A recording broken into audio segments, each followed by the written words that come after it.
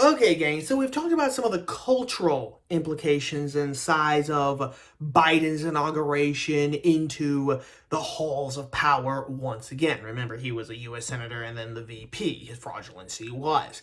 Now it's time to actually talk about an incident that really isn't, in the long scale of things, it's really not that important, but I think that it is a clear indication of not where society is going, but where we are right now. Right, we are in the here and now. So, Joe Biden actually did make history on the day of his inauguration, which was January 21st of 2021. 12121. That's never play those numbers in the casino.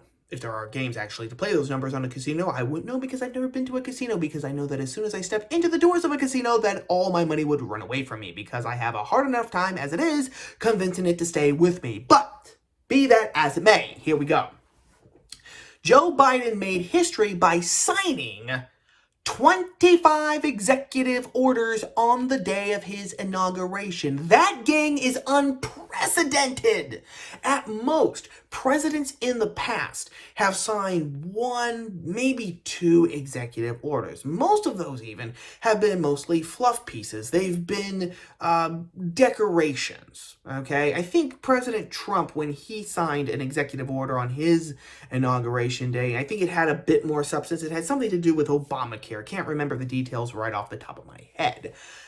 Biden, however, was signing executive orders left and right, and these were not ceremonial or decorative at all. In fact, he caused a hell of a lot of damage. Did you know that just with a few swivels of his pen, Joe Biden, by himself, axed 70,000 jobs from the American economy? For example, he put a halt on the Keystone Pipeline. Now, whether or not you agree with the Keystone Pipeline or not, I personally myself have been sort of on the fence of it. I've hemmed and hawed about it. My ideal would have been for us as a country to invest in nuclear energy to really get energy independence, because nuclear power, especially if you can harvest uranium from the ocean, which you can, means that it is renewable and non-exhaustible. That would be perfect. But for whatever reason, we decided, we'll go for the oil that's right underneath us. Which, okay, if you can get it without actually killing off the environment, fine and dandy. Use that as a resource while you're developing your nuclear power packs.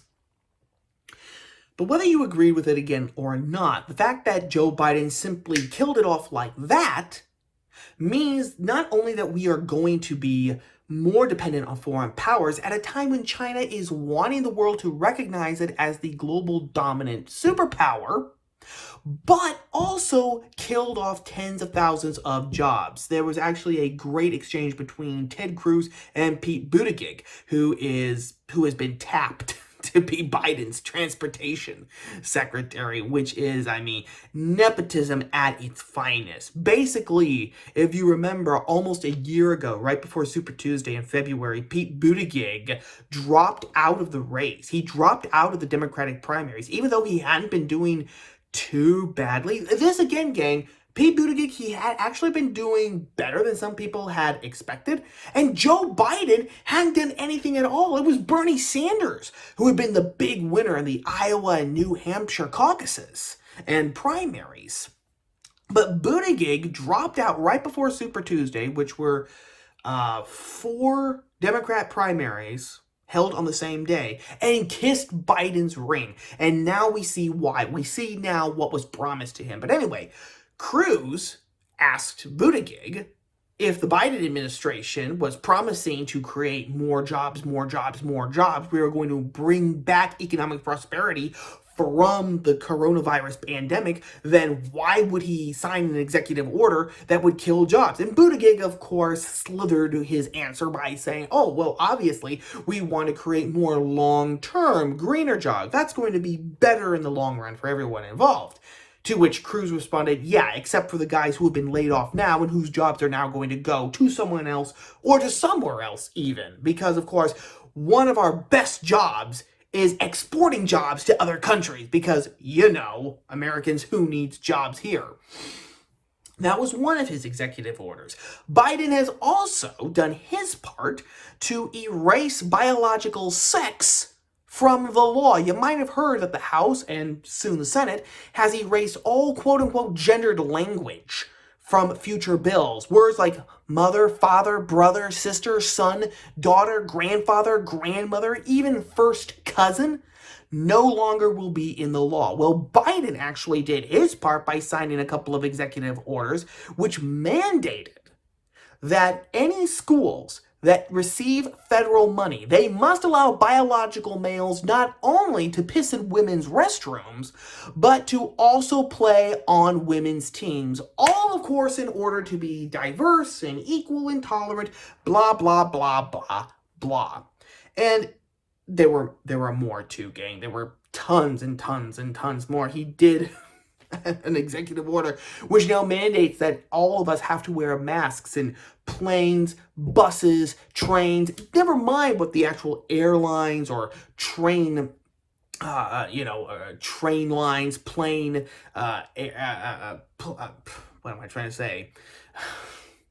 The word went right out of my head. But the airlines, the train lines, the bus lines, whatever. Never mind what they actually say. Never mind what rules they come up with. It has been mandated by the state, who is now, as you know, God infused with wokeness, that you must wear a mask. And if I could just pause for 1 second and talk about this unprecedented signing of 25 executive orders. This, in and of itself, would it be unthinkable 100 years ago? Because every time a president signs an executive order, it means that he's bypassing the legislature. The legislature, meaning that the legislators are cheated from doing their job. You know, the people who are supposed to represent us and whom we send to Washington in order specifically to craft laws. He was completely cutting them out of the process, which of course Congress doesn't mind. They never do, whether it's controlled by Democrats or Republicans, because all they're interested in is getting re-elected and squeezing as much money and funneling it into all their bank accounts as they possibly can. I'm sorry if I seem cynical, gang, but it has been quite a time. But anyway, none of this is actually what I was talking about, but here is where I get to the point. You're probably thinking, thank God already. Get on with it, as they say in Monty Python and the Holy Grail. One of the executive orders that Joe Biden signed mandates that all people must wear masks on federal property. So, for example, if you're at Mount Vernon and you're outside, you gotta wear a mask. If you're all alone at the Lincoln Memorial or in the Capitol Rotunda, all alone, you've got the whole place to yourself. Doesn't matter, you've got to wear a mask. But then, someone from Fox News actually asked a pertinent question, because just a few hours after signing this executive order, video evidence came out showing that not just Joe Biden, but his entire family were not wearing masks on federal property. So someone from Fox News actually asked Jen Psaki, whatever, the new White House spokes carbon-based life form, why would Joe Biden, now President Biden, sign an executive order mandating the wearing of masks on federal property, but then not wear a mask? Why would he do that? And listen to what Jen Psaki, the new White House correspondence person, said. I think, Steve, he was celebrating an evening of a historic day in our country, and certainly he signed the mask mandate because it's a way to send a message to the American people about the importance of wearing masks, how it can save tens of thousands of lives. We take a number of COVID precautions, as you know here, in terms of testing, social distancing, mask wearing ourselves, as we do every single day, but I don't know that I have more for you on it than that.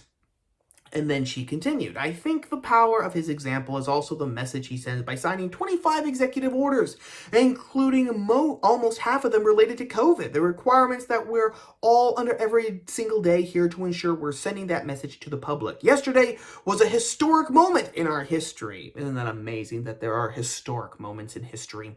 He was inaugurated as President of the United States. That is not a historic moment unless you're going to say that Joe Biden now identifies as a black transgendered asexual woman. Then it's just another white guy taking the oath of office like's happened 45 times before. What historic moment are you talking about, Jen Psaki? He was surrounded by his family. We take a number of precautions, but I think we have bigger issues to worry about at this moment in time. So there you have it, gang. The message is here, plain and simple. The rules do not apply to the rulers. The rules only apply to people like you and I. The peons, the plebes, the peasants, the serfs, the little people who actually get up every day and try, by God, to actually not only provide for ourselves and our families, but in so doing, try to keep this country running economically at the very least. That's who the rules are for.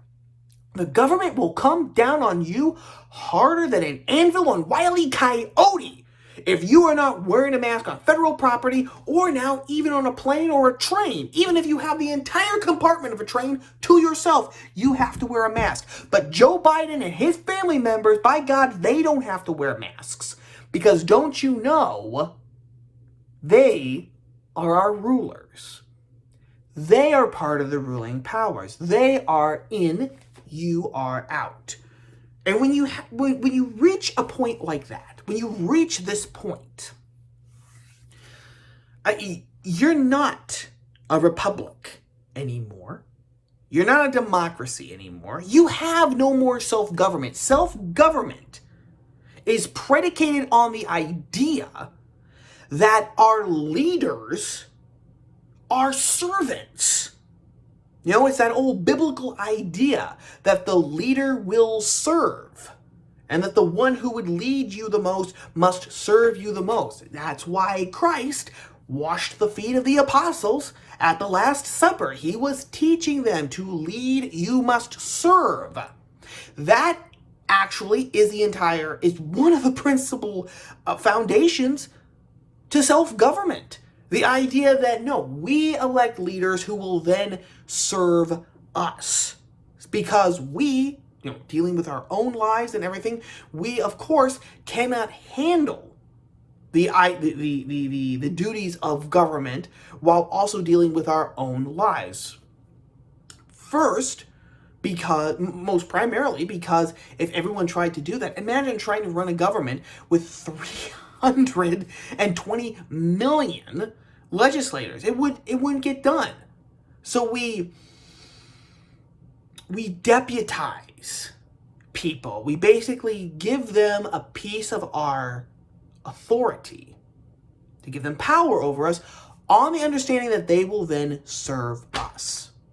When that doesn't happen, when that has been completely stripped away, you don't have a republic, you don't have a democracy, you don't have a self-government, you have an oligarchy. So anyone who is talking about preserving democracy, anyone talking about we need to defend democracy, again, going back to our last video, Amanda Gorman's poem, democracy can never be stopped, it can only be delayed, but eventually it will be triumphant. Bull! We've already seen that democracy is dead. Authentic democracy, authentic self-government, and I'm not talking about the zombified husk that you people have resurrected because you've redefined the word simply to fit your own ideological narrative.